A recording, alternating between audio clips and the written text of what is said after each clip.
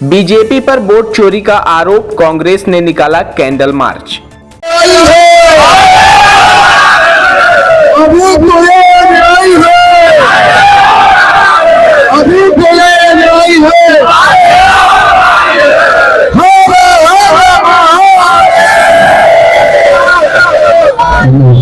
नमस्कार, आप देख रहे हैं अमर रिपब्लिक न्यूज मिथिलेश त्रिपाठी के साथ। चुनाव आयोग द्वारा कथित रूप से बीजेपी के पक्ष में वोट चोरी किए जाने के विरोध में कांग्रेस जनों ने शनिवार रात कैंडल मार्च निकाला है। पूर्व विधायक सुखेंद्र सिंह बंदा की मौजूदगी में आयोजित इस विरोध कार्यक्रम का नेतृत्व युवा कांग्रेस जिला अध्यक्ष आशुतोष तिवारी, विपिन त्रिपाठी बिप्पू, वरिष्ठ कांग्रेस नेता विश्वनाथ मिश्रा एवं ब्लॉक अध्यक्ष मृत्युंजय चतुर्वेदी के नेतृत्व में किया गया। उक्त कार्यक्रम में कांग्रेस पार्टी के पूर्व जिला अध्यक्ष पद्मेश गौतम, हनुमाना जनपद अध्यक्ष, हनुमाना ब्लॉक अध्यक्ष वीरेंद्र मिश्रा, मकसूद खान सहित हजारों कांग्रेस कार्यकर्ता मौजूद रहे। कैंडल मार्च कॉलेज चौराहा से प्रारंभ होकर चाक मोड़ तक निकाला गया, जिसमें बड़ी संख्या में कांग्रेसी कार्यकर्ता शामिल हुए। इस दौरान कार्यकर्ताओं ने नारेबाजी करते हुए चुनाव आयोग से निष्पक्ष और पारदर्शी चुनाव कराने की मांग की। मऊगंज के पूर्व विधायक सुखेंद्र सिंह बंदा ने आरोप लगाया कि लोकतंत्र के साथ खिलवाड़ बर्दाश्त नहीं किया जाएगा और कांग्रेस जनता के हक में लड़ाई सड़क से सदन तक लड़ेगी। आइए सीधे जुड़ते हैं सुखेंद्र सिंह बंदा के साथ उक्त कार्यक्रम को लेकर क्या कुछ प्रतिक्रिया दी है। हमारे बीच में हमारे बीच में उपस्थित कांग्रेस के अध्यक्ष हमारे बीच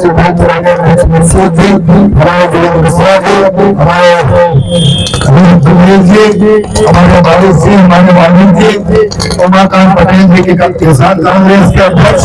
और हम समझते हैं कि यहाँ पर एनसीआई के युवा कांग्रेस के वरिष्ठ कांग्रेस सारे लोग इस कैंडल मार्च में अपनी उपस्थिति बनाई और इस कैंडल मार्च का हमारे देश के नेता राहुल गांधी जी ने जो ये वोट चोरी पकड़ा और ईवीएम की चोरी पकड़ा, जो हमारे देश में 1950 में लोकतंत्र बना था और उस लोकतंत्र में आपको सबको वोट देने का अधिकार मिला था, उस वोट के अधिकार में किस तरीके से चोरी करके सरकारें बनाई जा रही है, ये झूठा जाता हुआ आपको देखने को मिला।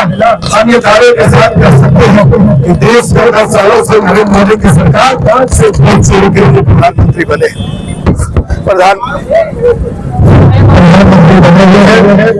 शिवराज की सरकार 15 से 20 सालों से है।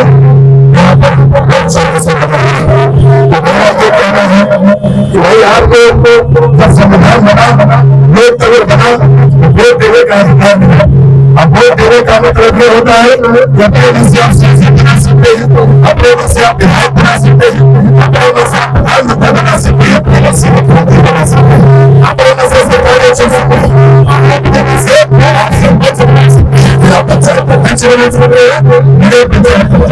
लेकिन यह वोट चोरी करके ईवीएम से वोटर लिस्ट से और इसको लूटा जा रहा है और मनमोहन से सरकारें बन रही है। लेकिन हमारे देश के नेता राहुल गांधी ने इस बात को बताया और 6 महीने में रिजल्ट दिया कि हम वोट चोरी का वोट चोरी से सरकारें बन रही है। अब वोट चोरी कोई मैं नहीं कह रहा, कोई ये कह राहुल गांधी जी नहीं कर रहे। जब कभी कोई मिले किसी को समझ में नहीं आता, हिंदुस्तान में सुप्रीम कोर्ट में हाई कोर्ट में हाई कोर्ट निर्णय लेता है, लेकिन सुप्रीम कोर्ट ने इस बात को माना कि वोटर लिस्ट में और ईवीएम में धांधली होती है और ईवीएम के रंग पर वोटर लिस्ट के नंबर हमारे साथ ईवीएम वाली सरकार। मैं ये कहता हूँ कि ईवीएम वाली सरकार नहीं है, ये भारतीय जनता पार्टी की सरकार नहीं है, ये ईवीएम पार्टी की सरकार मेरा सबसे अनुरोध है कि आज कैंडल मार्च सांकेतिक है, ये एक कैंडल मार्च से बात को कम नहीं हो सकते। हमारे देश के नेता राहुल गांधी जी ने अगर इस बात को उठाया है और जब कोई बात उठाए, चाहे किसानों के पिता फसलों की बात रही हो, चाहे जब दिल्ली में किसान आंदोलन कर रहे थे तब कोई बात रही हो, और भी देश में नोटबंदी राहुल गांधी जी जी ने विरोध किया, जीएसटी जो व्यापारियों के ऊपर लगी उसका विरोध राहुल गांधी जी ने किया।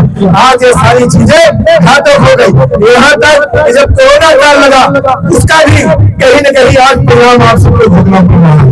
राहुल गांधी जी ने जब जब देश में गंभीर मुद्दे आए हैं तो उन्होंने उस बात को उठाया और अंत में वो बात सच है। आज वो वोट चोरी का मुद्दा उठाया है और वोट चोरी करके जो सरकारें बन रही है, तो मैं दावे के साथ कहता हूँ कि आज नहीं तो कल भारत की जनता को जागना होगा और इस ईवीएम की सरकार को उखाड़ फेंकने का काम करना होगा।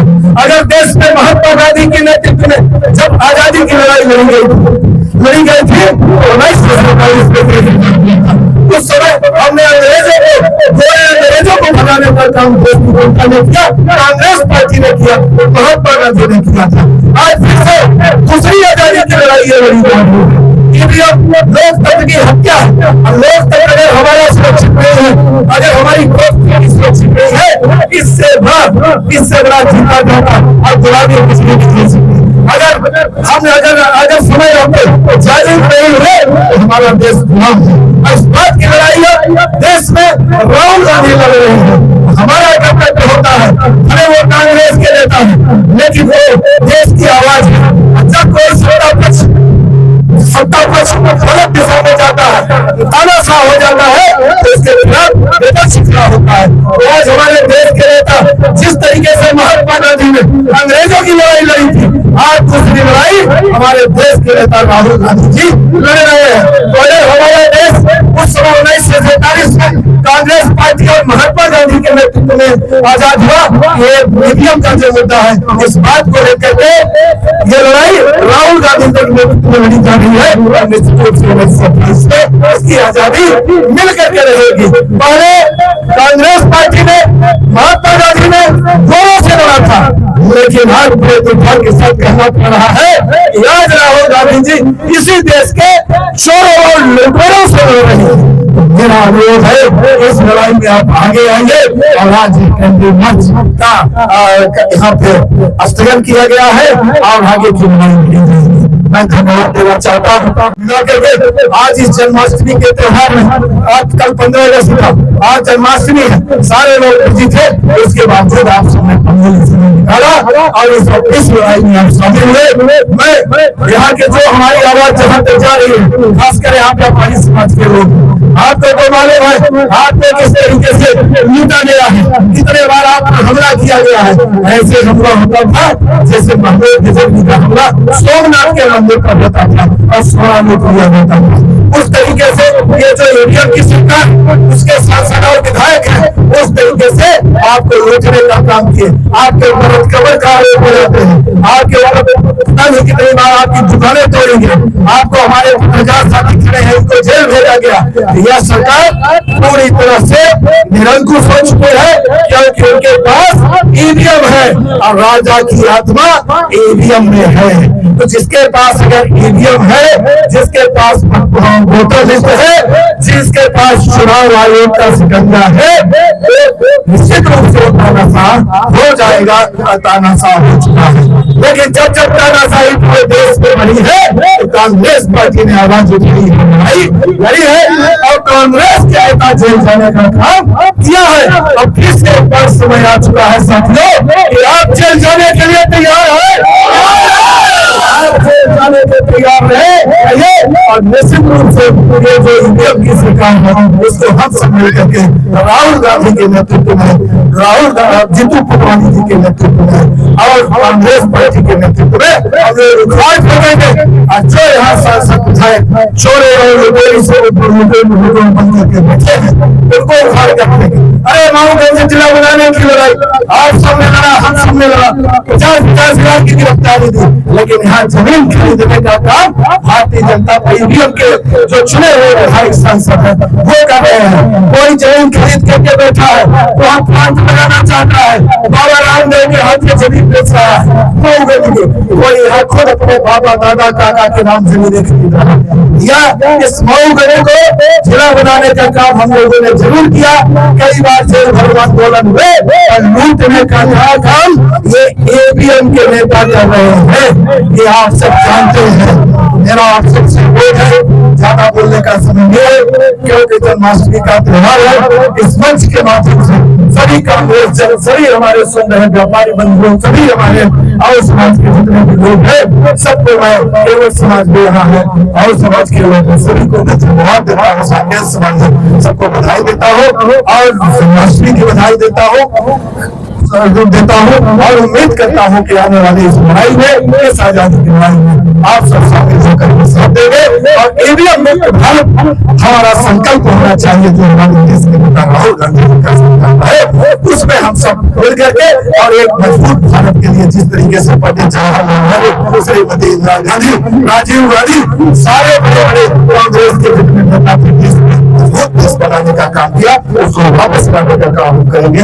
ज्यादा कुछ ना बोलते हुए आप सामने सुना बोलने का अवसर दिया, इसके लिए मैं बहुत बहुत धन्यवाद देना चाहता हूँ और मैं चाहूंगा